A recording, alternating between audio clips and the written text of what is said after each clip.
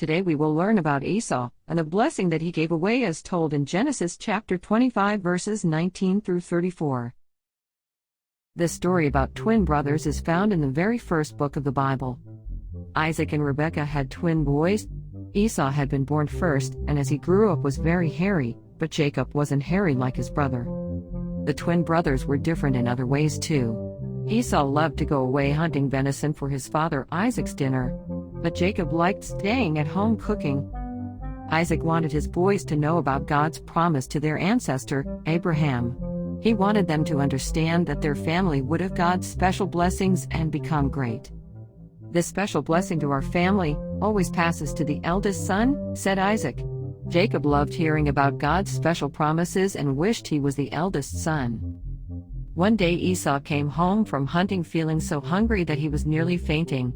"Give me some of your red lentil soup," he said, "before I die of hunger." "You can only have it if you give me your special promise from God," answered Jacob.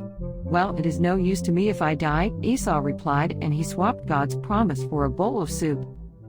After he had eaten, Esau felt much better and he was sorry that he had given away God's special promise, but Jacob treasured having God's special blessing. Today we learned about Esau and the blessing that he gave away as told in Genesis chapter 25 verses 19 through 34. Today we learned that Esau had a twin brother named Jacob. Their father Isaac explained to them that the special blessing promised to them by God would go to the oldest son.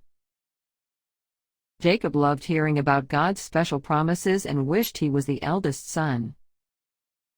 One day Jacob bargained with Esau to exchange his special promise for some soup, and Esau agreed.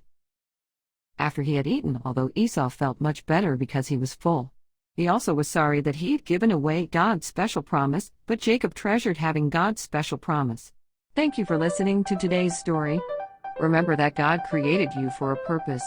Keep listening, keep growing, and keep trusting God so that you can do all He called you to do.